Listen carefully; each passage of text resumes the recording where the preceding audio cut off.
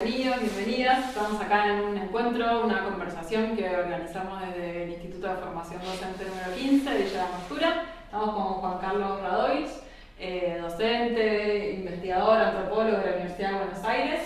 Y bueno, tenemos la suerte de que vino acá a Villa Langostura y queríamos conversar un poco acerca de su experiencia, de su trayectoria y también que nos pudiera contar algunas miradas o reflexiones sobre la actualidad del pueblo mapuche. Pero por ahí, para quienes no te conocen, si tenés ganas de contarnos un poco de tu trayectoria, de en qué venís trabajando. Bueno, cómo no. En primer lugar, gracias por la invitación. La verdad que me resulta muy placentero e interesante poder compartir con ustedes estas discusiones, estas charlas, entrevistas, tratando de una forma de integrar saberes de quienes vivimos en regiones distintas. Yo estudié antropología en la Universidad de Buenos Aires hace muchos años, comencé hace más de medio siglo y eso es un poco para que se rían, ¿no? Bueno, con interrupciones porque ingresé cuando había una dictadura militar y egresé cuando había otra y pasé por momentos distintos como cuando se produce el gobierno constitucional de 1973, donde la universidad tuvo un rol muy interesante, pero que duró poco por la consecuente intervención después de la dictadura y finalicé con la dictadura militar. Durante la dictadura no hice ningún trabajo formal, institucional, salvo, digamos, informalmente, reunirnos con compañeros, capacitarnos en espacios que eran semiclandestinos o instituciones que tenían reconocimiento legal y donde participaban profesores que estaban prohibidos en la facultad. La facultad estaba en manos de sectores de ultraderecha. La antropología de esa época era una antropología fascista por la modalidad de trabajo, por las actitudes, incluso por las figuras que gobernaron la carrera. Y hacia fines de la dictadura hubo espacios donde un grupo de jóvenes nos juntábamos para leer, para organizar cursos, ciclos de cine, documental, antropológico, y eso se proyectaba en instituciones que nos daban espacio, como podía ser la Fundación Hebraica por un lado y el Instituto Goethe por otro. Después estaba el IDES, Instituto de Estudios Económicos y Sociales, donde se había creado un centro de antropología social, creado por la profesora Esther Ermite, y ahí participaban varios profesores que habían estado en el exilio exterior o interior, ¿no? Y eso nos permitió conocer algunas cuestiones teóricas, metodológicas que en la facultad no se veían, ¿no? O aspirar a capacitarnos en una antropología social que estaba prohibida, digamos que era combatida por estos sectores de ultraderecha. Y así llegó el año 84, donde el cambio de gobierno y la recuperación de un gobierno republicano permitió los cambios en la universidad y ahí ingresamos muchos jóvenes como ayudantes de cátedra. En algunos casos pudimos obtener alguna beca de investigación en CONICET, en la UBA. Lo mismo pasó con gente de Rosario, La Plata. La Universidad de Misiones fue un espacio también muy importante, incluso durante la dictadura, donde milagrosamente algunos profesores progresistas, podríamos llamarlo, podían trabajar sin ningún tipo de problema, o con menos problemas, digamos, que lo que podía ocurrir en Buenos Aires o en Rosario, La Plata. Y bueno, así fue que desarrollé toda mi carrera académica como profesor en la Facultad de Filosofía y Letras, la carrera de Antropología, ahí hasta hace poco tiempo, y también trabajé como docente en la Universidad del Centro de la provincia de Buenos Aires, en la carrera de Antropología, que se crea a fines de los 80, comienzos de los 90. Una carrera que hoy continúa, hoy tienen maestría, doctorado también. Y ahí, bueno, hay una confluencia de profesores de La Plata y de la UBA que se organizaron para crear la carrera. Y teniendo en cuenta también que hay un instituto que se llamaba Damaso Arce durante un tiempo, que desde hacía mucho tiempo llevaba a cabo investigaciones, un instituto municipal. Ahí trabajó, entre otros, Guillermo Madrazo, Hugo Ratier, Miguel Ángel González. Algunos de ellos, cuando son expulsados de la UBA con la Noche de los Bastones Largos, ¿no? En el 66, durante el gobierno de Onganía. Ese fue el caso de Miguel Ángel González, por ejemplo, que después tuvo un recorrido que lo llevó al Comahue, fue profesor en la Universidad del Comahue, en las carreras de turismo, de trabajo social, hasta que, bueno, falleció ya hace unos cuantos años. Uno de los primeros graduados de la carrera de antropología. Y Hugo Ratier, que también dirigió el instituto y fue director de la carrera, también fallecido hace pocos años, fueron figuras importantes en este proceso de construcción de una antropología social que cuando éramos estudiantes no sabíamos muy bien qué era, pero queríamos algo que eso. llamaba la atención. Claro, porque digamos que era denostada como especialidad, ¿no es cierto? Porque era considerada con un gran involucramiento político y se suponía que la antropología no tenía que ser de ese modo, ¿no? Sino que estos sectores conservadores veían la antropología como algo prístino, inalterado y no comprometido con la política ni con la gente con la que se trabajaba. Pero así era la conceptualización que tenían de la gente con la que trabajaban, ¿no? Algún profesor llegó a decir que con los informantes había que tener la misma relación que ellos tienen con el patrón de estancia, o sea, peón, patrón de estancia. Podríamos pensar que mucho de esa visión se transformó porque recién estábamos charlando que viniste a Villa para ser veedor como parte de la universidad del juicio, claro, sí, ¿no? Como otro lugar para sí. la disciplina, para las ciencias sociales. Sí, seguro, eso fue, por suerte eso se superó. Pero dejaba como una marca. Una vez iba a ciertas regiones del país que había que demostrar que no teníamos nada que ver con aquella vieja antropología colonialista, ¿no? Del colonialismo interno, cómplice de la dictadura y de la explotación. Pero bueno, eso pasó y hoy se discuten otras cosas y se trabaja de otra manera. Hay muchos equipos de gente joven, numerosísimos, con predominio femenino. Hay una encuesta del Colegio de Graduados de Antropología que se hizo, la muestra puede llegar a no ser del todo representativa, pero creo que refleja.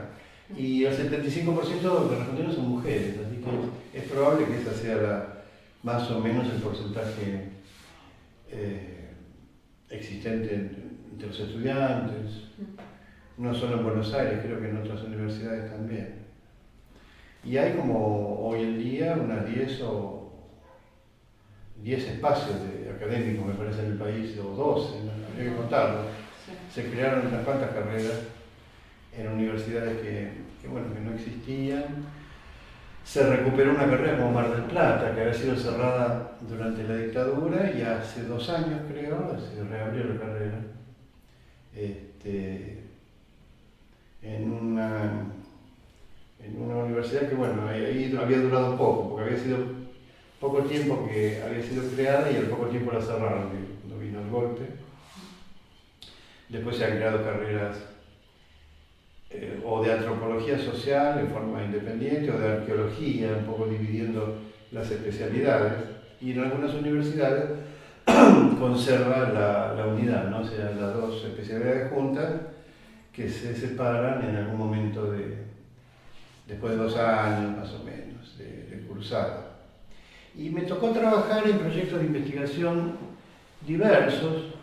Yo creo que tuve mucha suerte porque de algún modo pude llevar a cabo proyectos de investigación académicos exclusivamente y por otro lado participar en proyectos de gestión o aplicados, como más nos guste llamarlos. Por ejemplo, a partir de 1986-87, cuando se retoma la construcción de represas en la región del Comahue, se plantea la construcción de la represa de Piedra del Águila.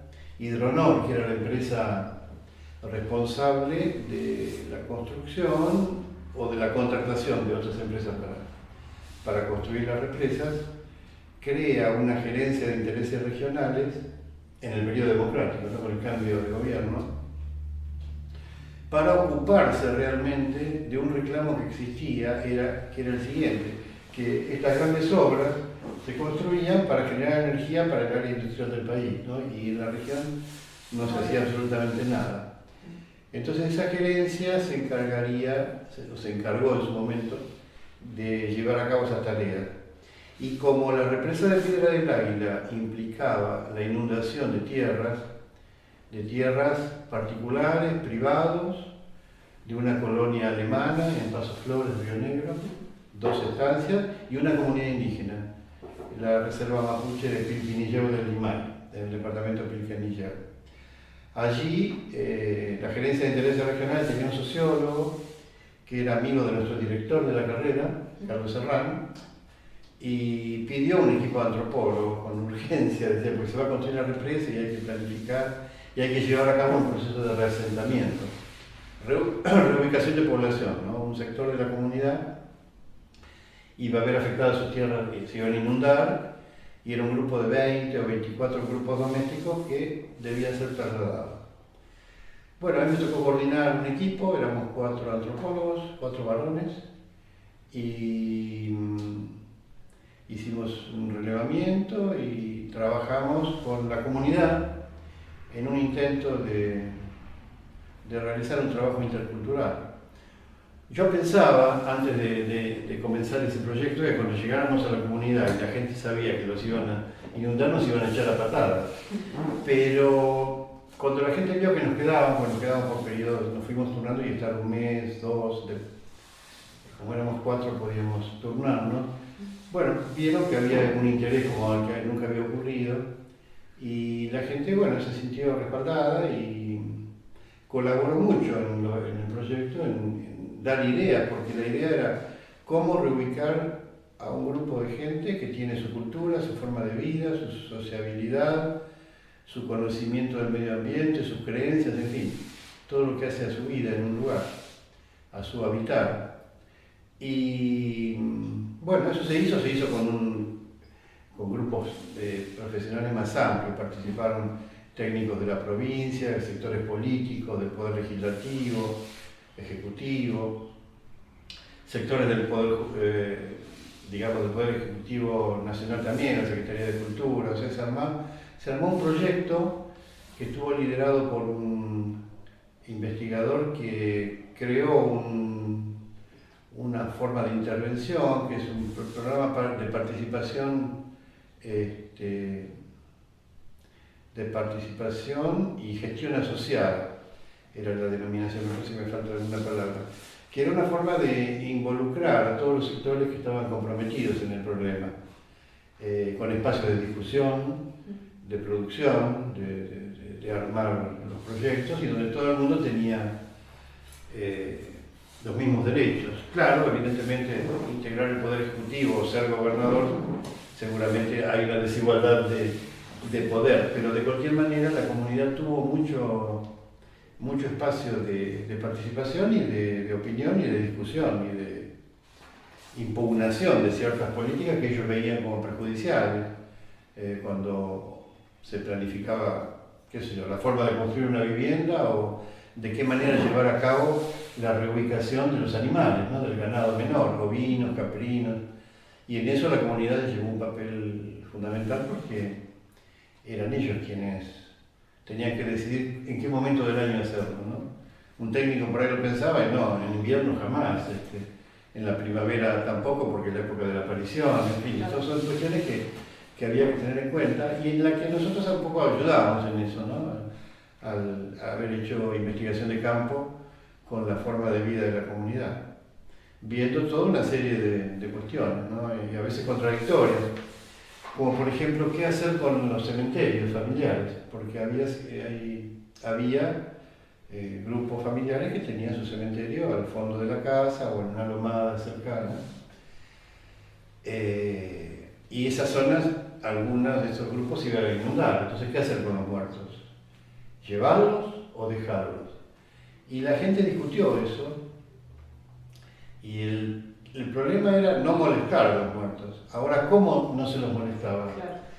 Para algunos molestarlos... Más, claro. Sin moverlos por acá. Exacto, para algunos molestarlos era trasladarlos y para otros molestarlos era inundar eso. Entonces se resolvió que el familiar directo más cercano del fallecido decidiera, los hijos o los padres, o, en fin. Y algunos decidieron llevar y otros decidieron dejar. Y así fue como lo resolvieron democráticamente en sus asambleas, reuniones de trabajo y de discusión. Eso llevó a que siguiéramos trabajando en estos temas, también llevándolo al plano académico, porque toda esta información obtenida nos permitía seguir indagando en este tipo de temas, que es el impacto de las grandes obras de infraestructura, ¿no? Y a raíz de ciertos encuentros que se hicieron internacionales, como por ejemplo una reunión de antropología del Mercosur en el año 95, se habló con un equipo plurinacional entre Brasil, Argentina y había un integrante de Paraguay, donde en esas reuniones siempre se armaron mesas de impacto de las hidroeléctricas o de los grandes proyectos, en fin, tenía distintos nombres, pero básicamente era eso, y estaba liderado por dos profesores con gran experiencia en el tema, que eran Leopoldo Bartolomé, argentino, ya también fallecido hace más de 10 años, 12, 13 años, y Silvio Coelho dos Santos, también ya no está entre nosotros, por Brasil, de la Universidad Federal de Santa Catarina. Y había otra profesora, Cecilia Helm, de la Universidad Nacional de Paraná, en Curitiba. Esos eran los tres grandes, la UBA, Misiones, La Plata, y bueno, y había una colega de la Universidad Católica de Asunción. Y bueno, eso permitió reuniones, trabajos conjuntos, discusiones, aprender de la experiencia de los brasileños, que era mucha en eso, porque Brasil construyó centenares de represas y con distintos acontecimientos. Silvio Coelho tiene una gran experiencia de trabajo, igual que Cecilia Helm, con la población indígena del sur de Brasil, ¿no? De los estados de Paraná, Santa Catarina y Río Grande do Sul, con la población guaraní, caingá y otros pueblos. Y otros que trabajaron con otras poblaciones en otros estados, ¿no? Y después estaba el caso nuestro, que habíamos trabajado aquí en la Patagonia, o los que trabajaron en Yacyretá, que también fue una represa importante y que tuvo sus impactos durante muchos años. Y bueno, Paraguay tenía involucramiento en eso, y esta colega nuestra también había trabajado con población indígena en temas parecidos, ¿no? En muchos casos era denunciar impactos o denunciar acciones que se tomaban desde los estados sin tener en cuenta la realidad social, cultural, económica de la población afectada, ¿no? Pensaba, como trayéndolo más a nuestro presente, en la situación de Vaca Muerta, por ejemplo, y en el conflicto con, bueno, mismo también acá en Villa La Angostura, como que, no sé si ese trabajo que hiciste fue una situación muy particular o era algo generalizado de cómo se trabajaba en ese momento, el Estado, instituciones, empresas privadas, o no, si era una excepcionalidad, pero claro, me parece que viendo este presente como que es muy distinta la manera de encarar esa tarea, ¿no? Seguro. No sé Ahí comenzó, digamos, esa preocupación. Por algo Hidronor creó esa gerencia de intereses regionales,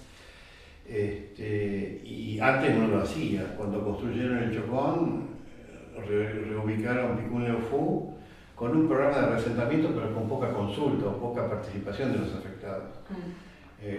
Nosotros, un equipo que yo integraba, visitamos Picún después de 30 años de relocalizados viendo qué había pasado con la gente y la gente recordaba eso, ¿no? De repente le construían la vivienda de la peor manera, no en cuanto a materiales, pero no en su ubicación, en no haberlos consultado respecto a cuál era la mejor forma de dónde tener corrales o lo que fuera. O de cómo ubicarse entre vecinos, donde hay una situación de contacto, de intercambio, de cooperación, ¿no? De vecindad, de amistad, en fin, parentesco. Y eso, por suerte, fue cambiando, pero los impactos fueron continuando. Después de las represas, porque la última grande que se hizo fue Pichipicunofú, que no provocó grandes impactos poblacionales, prácticamente no hubo. Y sí comenzó, o ya venía de antes, la explotación de hidrocarburos, ¿no? Donde Neuquén es vanguardia en eso. Ya había habido impactos importantes en Loma de la Lata. Ahí había en aquel momento 2 comunidades que fueron afectadas por contaminación del suelo, de las aguadas, mortandad de animales, incluso a veces no, en unos cuantos casos la salud de la gente, o nacimientos con malformaciones. Y bueno, la llegada de la explotación de fracking en Vaca Muerta trajo ese tema, lo potenció. Y tuvimos vinculación con las comunidades de Vaca Muerta. De hecho, tal vez yo viajo más a esa zona que aquí a la cordillera, donde, bueno, hay toda una serie de conflictos, donde hoy casualmente, en estos días de abril de 2025, estamos ante denuncias y conflictos que tienen que ver con comunidades que están afectadas y que reclaman. En algún momento hubo algunos acuerdos durante el gobierno de Alberto Fernández, cuando se inauguran las obras del gasoducto Néstor Kirchner. El gobierno de entonces asume la responsabilidad de llevar a cabo la consulta libre, previa e informada con la población afectada. Lo hizo, incluso el presidente había viajado a Neuquén, a Añelo, a Vaca Muerta, y se reunió con líderes de las comunidades concertando esa. Pero bueno, posteriormente los cambios que sufrimos a partir de diciembre de 2023 con el nuevo gobierno dieron por tierra todo tipo de acuerdos, de encuentros. De hecho, todas las leyes que se están tomando son contrarias al derecho ambiental o al medio ambiente y en particular a los pueblos originarios. El presidente Milei dijo que el feminismo y los pueblos originarios son una desgracia para la sociedad argentina, entre otras cosas.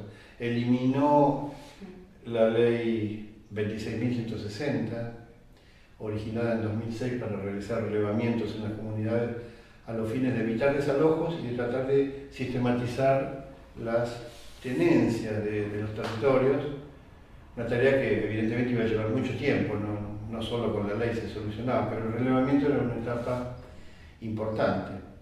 Por ejemplo, aquí en Villa Langostura se realizó el relevamiento, hubo 2 periodos, 2 momentos en que se llevó a cabo por la provincia de Neuquén, con la participación de gente de la comunidad, también había una antropóloga que integró el equipo y otros técnicos en georreferenciamiento y en cuestiones geográficas, en fin. Y esa carpeta se terminó, se elevó al Instituto Nacional de Asuntos Indígenas. El Instituto Nacional de Asuntos Indígenas tenía que dar el visto bueno y emitir una resolución, mediante la cual se reconocía, y eso nunca se hizo, lo detuvieron, y cuando, digamos, a partir del cambio de gobierno, esa carpeta está escondida en un cajón bajo 7 llaves, por ciertos intereses que evidentemente no quieren que eso salga a la luz. Es decir, que es una de las razones por las cuales estamos hoy ante este juicio. Claro. Que están haciendo a unas integrantes de la LOFA y Chile Triada de la Cultura. ¿Querés contarnos algo de tu percepción de lo que sucedió en ese juicio? Sí, cómo no, con mucho gusto, porque creo que es importante darlo a conocer. El juicio comenzó el día miércoles 9 y jueves 10. Duró 2 días, terminó ayer, 10 de abril. con los alegatos de cada parte y de la fiscalía, y previo a ello la presentación de los testigos por cada parte. Fue interesante porque participó una jurista internacional, Mireille Fanon, quien tiene amplia experiencia en este tipo de cuestiones, de la defensa de los derechos de los pueblos afrodescendientes, de los pueblos indígenas. Ocupó cargos en la Organización de Naciones Unidas y en otros organismos internacionales, lo cual permite que este juicio tenga un poco más de visibilidad, además de poder volcar ella su experiencia con quienes pudimos interactuar con ella. Fue una experiencia muy interesante. Ahora, durante el juicio se pudo apreciar la repetición de ciertas conceptualizaciones ideológicas, prejuicios, hechos como acusar de terroristas, hablar de hechos terroristas, acusar a mujeres de hablar de un malón de mujeres, una patota de mujeres, que atacaba a hombres de 1,80 m y de 90 kilos. Supuestas agresiones fueron negadas por los acusados, y de hecho algunas de estas mujeres sufrieron alguna violencia, en algún forcejeo, por unas disputas, por ciertas cuestiones que se debatieron en el juicio. Pero lo terrible fue escuchar son remanidos clichés, ¿no? Como el hecho de hablar de terroristas, mencionar la RAM, traer a colación hechos que ocurrieron en otros años, que no tienen nada que ver con las causas que se estaban discutiendo. Sí, que parece habla de pseudo mapuche, claro. Algo medio... Cualquiera puede definir quién es o no es mapuche, ¿no? Hablar de pseudo mapuche. El negacionismo estuvo presente porque muchos testigos le preguntaban: ¿usted conoce la comunidad Paichila-Alteao? No, yo no la conozco, no sé qué es. El negacionismo era uno de los hechos, y el racismo también, ¿no? Porque detrás de eso hay un racismo, como lo llama Fanon, Mireille, un racismo institucional, un racismo estructural, porque está enquistado en los poderes del Estado. Más allá del racismo cotidiano que uno vive y percibe en todas partes de la población en general, en la sociedad en general, de sectores que, digamos, compran fácilmente ese discurso de la violencia, del terrorismo, y de no plantearse la posibilidad de tratar de entender quién es el otro, ¿no? Cuáles son sus reclamos. Máxima teniendo en cuenta la historia, no se tiene en cuenta la historia de Villa Langostura, que se conformó sobre el lote otorgado a la comunidad por el general Roca. Le otorga a los líderes de aquel momento, por su colaboración en el trabajo en trazar los límites con Chile, les otorga esa superficie de tierra, y que posteriormente tuvo una escritura oficial. Y después hubo cosas que ocurrieron en muchos lugares de la Patagonia y en el país, de tierras que se perdieron por firmas de documentos que se hicieron con el dígito pulgar, o con personas analfabetas que no sabían leer y escribir, o por endeudamientos crónicos establecidos por unos mecanismos de ciertos comerciantes locales o itinerantes, en fin. Ese es un hecho bastante recurrente. Me quedé con esta idea de racismo institucional, que es algo que conversamos mucho con algunos compañeros docentes del instituto. Quizás muchas veces la escuchamos más vinculado al Poder Judicial o a la Fuerza de Seguridad, la policía, pero nos interesaba ver qué pensás en relación a ese racismo institucional y las instituciones educativas. ¿Qué pasa? Y bueno, realmente es complejo, porque uno encuentra hechos. Anoche se conversaba en un conversatorio donde se tocó el tema de la bandera mapuche, ¿no? Donde hubo actos en algunos lugares donde la bandera se izaba con la misma, al lado de la bandera neuquina y de la bandera nacional. Pero hubo escuelas donde eso fue negado y donde había chicos mapuches, ¿no? Que vivieron ese oprobio de vivir una escena discriminatoria tan fuerte, ¿no? Como cuando ya hace muchos años, pero en el año 78 se conmemora el centenario de la campaña del desierto, por la conquista del desierto, que eran niños, digamos, del 78, en 100 años, sí, hay 3 generaciones, qué sé yo, aproximadamente. Por eso, y después tenemos otro hecho que, bueno, que hay un gran esfuerzo de muchos docentes en las comunidades rurales o en las ciudades también, que tienen una postura muy comprometida en el apoyo a las luchas de los pueblos originarios o incluso meramente al conocimiento, pero a un conocimiento un poco más realista, tomando fuentes y datos que permitan conocer las características reales de estos pueblos, ¿no? Y no hacer el 12 de octubre con los niños vestidos de indios sioux, o vaya a saber qué comunidad. Descontextualizado. Claro, totalmente. Pero creo que los docentes juegan un rol fundamental, porque tanto de un lado o del otro. Yo, por la experiencia que he visto, por ejemplo, en la ciudad de Buenos Aires, durante muchos años hubo, especialmente en el periodo de la conmemoración del 5º centenario, había un gran compromiso por asumir una actitud crítica, indagatoria o de investigación respecto a los hechos ocurridos, ¿no? Y no solo conmemorar el Día de la Raza, como, bueno, ahora se volvió a instituir el Día de la Raza. La Secretaría de Culto agregó una denominación a su cargo que es Secretaría de Culto y Civilización. Así que eso nos da una indicación del retroceso que estamos viviendo, ¿no? Lo cual es realmente horrible. Y lo vemos también en hechos concretos como estos juicios. Juicios penales que se llevan a cabo ante situaciones realmente injustificadas o realmente sorprendentes. ¿Pero por qué? Como alegó el abogado de parte de la comunidad mapuche. Porque a través de juicios civiles no podrían los que pretenden, digamos, que se les reconozca la propiedad particular y que los miembros de las comunidades lo reclaman como propia, no podrían tener elementos claros, jurídicos, muy precisos y certeros, legales. De hecho, ¿qué ocurrió?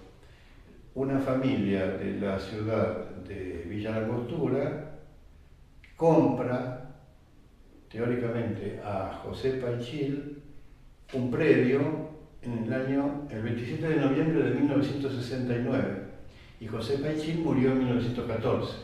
Entonces, esa escritura, si bien las escrituras que se hicieron con posterioridad eran legales porque si hay una escritura que consta, la siguiente, el abogado o el escribano puede dar fe de que está bien hecho, pero hay un vicio histórico, ¿no?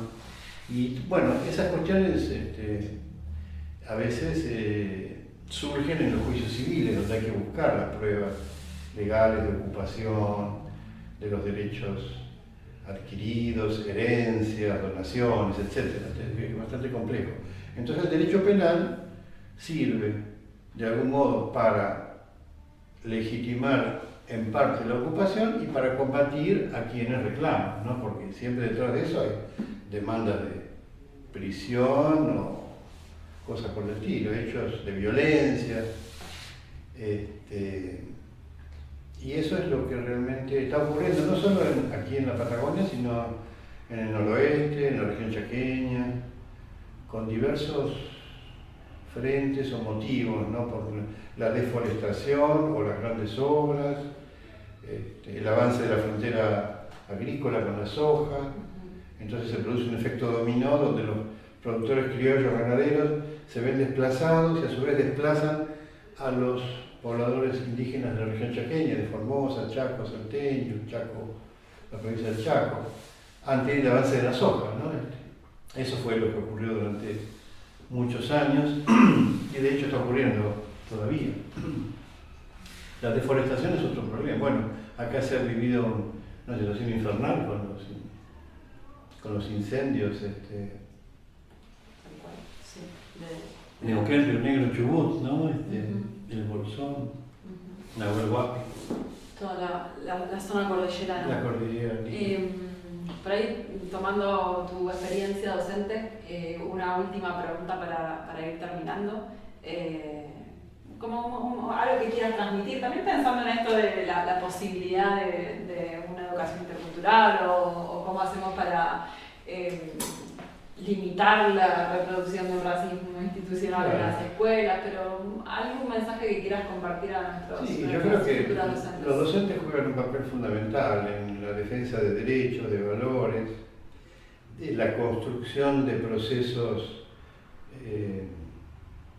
asociativos, progresistas, en el sentido de generar criterios que ayuden a formar una sociedad más justa, menos discriminatoria, donde el otro sea visto de una manera no demonizada, por ejemplo, en el caso de los pueblos indígenas, la población afrodescendiente o los sectores populares, los sectores más pobres de la sociedad, ¿no es cierto?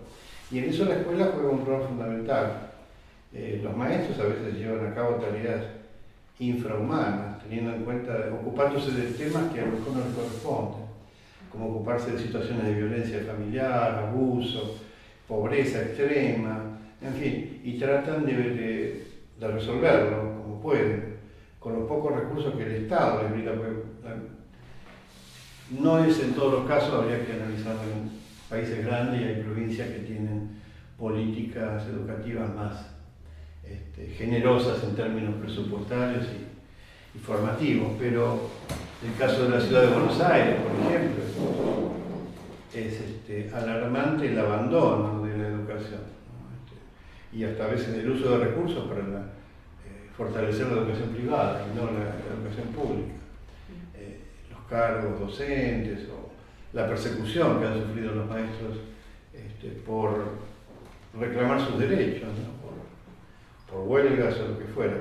Por eso, no sé, el mensaje sería que los maestros y las maestras, profesores, docentes de todos los ámbitos, seguir luchando, formarse de la mejor manera, demostrar que son un sector de la sociedad imprescindible y fundamental para desterrar ciertas cuestiones que dañan al tejido social, ¿no? Como el racismo, la discriminación, la violencia. Hoy vemos que está creciendo la violencia entre niños en las escuelas, ¿no? Estamos copiando modelos de llevar armas blancas, revólveres. Realmente es horrendo. Y eso es un reflejo de lo que ocurre en las políticas públicas desde el más alto nivel, desde el presidente para abajo, que es el número uno en generar odio, violencia, discriminación, insultando investigadores, a docentes, a la gente que trabaja en el arte, en la música, en lo que fuera. Por eso creo que la educación es fundamental. Y la educación intercultural es un tema difícil, pero hay gente que lo está trabajando. Creo que, al menos en mi caso, hemos intentado llevarla a cabo, no en la educación, pero sí en los trabajos que nos tocaron.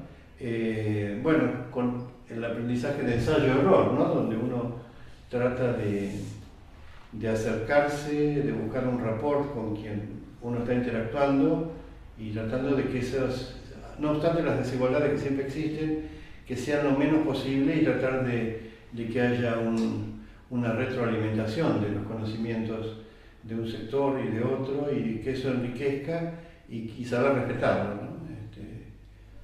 Creo que eso la mayoría de los docentes lo llevan a cabo, así que en ese sentido creo que soy optimista en el futuro porque es un sector que no va a claudicar. Hemos visto las marchas que se llevaron a cabo en defensa de la educación, de la universidad pública, del presupuesto, y han sido numerosísimas, ¿no? Incluso creo que la sociedad argentina no se banca la destrucción de la educación que plantea este gobierno, ¿no? El gobierno nacional y algunos gobiernos provinciales, cómplices. Y de esa manera yo creo que bueno, entre todos con un granito de arena podremos tratar de defendernos, resistir y crecer. Buenísimo. Bueno, muchísimas gracias. Gracias a ustedes por la invitación. Fue un placer. Me alegro, para mí también.